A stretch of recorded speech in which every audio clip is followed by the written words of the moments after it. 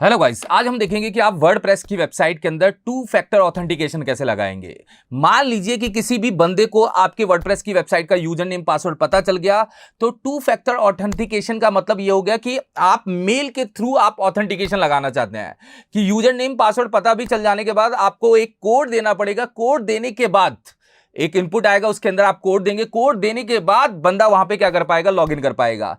तो पहला फैक्टर तो क्लियर है कि यूजर नेम पासवर्ड देना है, और दूसरा फैक्टर क्या है कि जो हमारा कोड मेल पे जनरेट होगा वो मेल का कोड आपको पास करना पड़ेगा।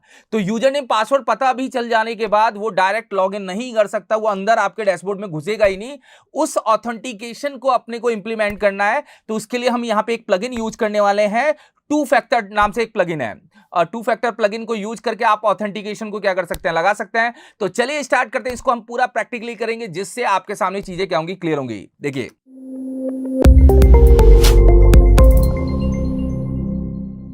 देखिए ये मेरी वर्डप्रेस की वेबसाइट है। मैं यहां पे ओपन कर देता हूं। ये वर्डप्रेस की वेबसाइट है, यहां पे ओपन भी कर रखा है और यहां पे लॉगिन भी कर रखा है। अब मैंने यहां पे क्या किया, इसको लॉग आउट कर दिया। अब लॉग आउट करने के बाद यहां पे आपने क्या किया, यूजर नेम पासवर्ड डाला। मैंने यूजर नेम पासवर्ड यहां पे क्या किया, दिया।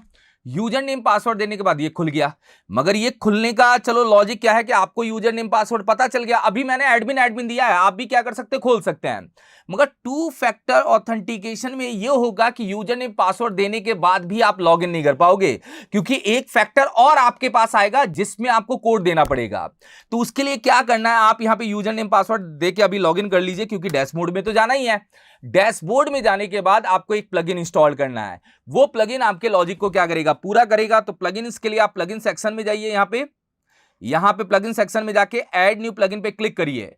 जैसे ही आप ऐड न्यू पे क्लिक करेंगे, यहां पे आप जाइए और यहां पे लिखिए टू फैक्टर। जैसे ही आप टू फैक्टर लिखेंगे तो आपके सामने प्लगइन सर्च होके आ जाएगा। देखिए मैंने यहां पे टू फैक्टर ही लिखा है, केवल इतना लिखा है, आपके सामने प्लगइन सर्च होकर आएगा। नहीं आ रहा है तो केवल यहां पे आप क्या करिए, टू लिखिए। टू लिखने के बाद आप चेक करेंगे, बहुत सारे प्लगइन सजेशन में आएंगे। ये प्लगइन चाहिए था, देखिए एफ मैंने स्मॉल में लिखा था इसलिए वो सर्च नहीं हो रहा था। टू फैक्टर ये वाला प्लगइन आपको क्या करना है, इंस्टॉल करना है। और आप यहां से इसको क्या करिए, इंस्टॉल करिए। इंस्टॉल करने के बाद का प्रोसेस मैं आपको समझाता हूं। जब ये प्लगइन इंस्टॉल हो जाएगा, इंस्टॉल करने के बाद आप इसको एक्टिवेट करिए।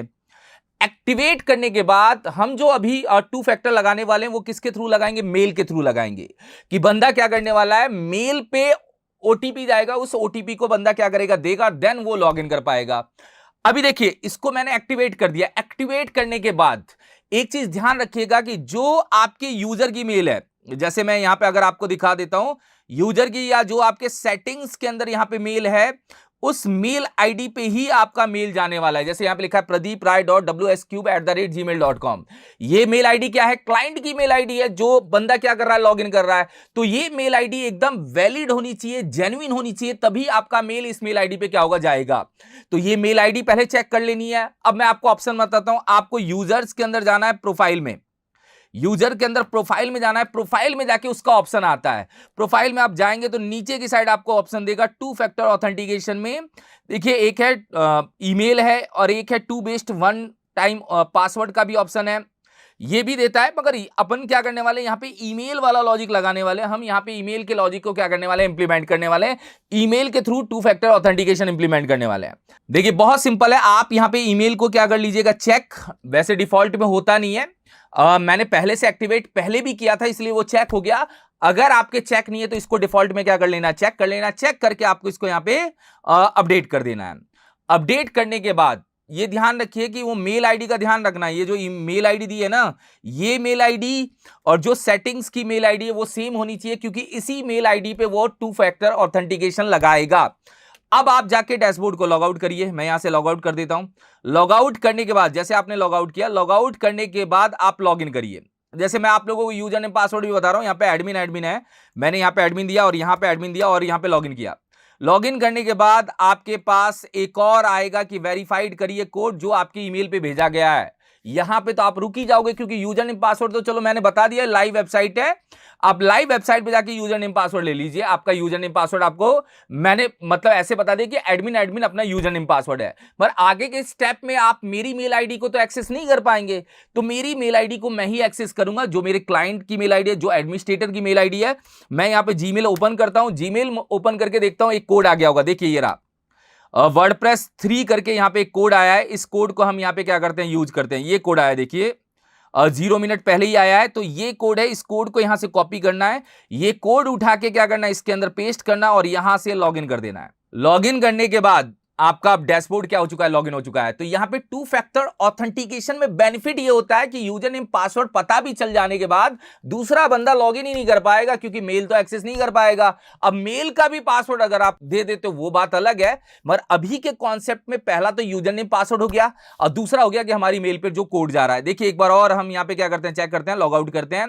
लॉग आउट करने के बाद मैंने यहां पे यूजर नेम पासवर्ड दिया, एक बार यूजर नेम पासवर्ड हमने यहां पे पास कर दिया और मान लीजिए कि आपने यहां पे गलत कोड दिया, तो गलत कोड देने पे क्या आता है एक बार देख लेते हैं। मैं लॉगिन करता हूं, ये आपको एरर मैसेज दिखाएगा, इनवैलिड वेरिफिकेशन कोड।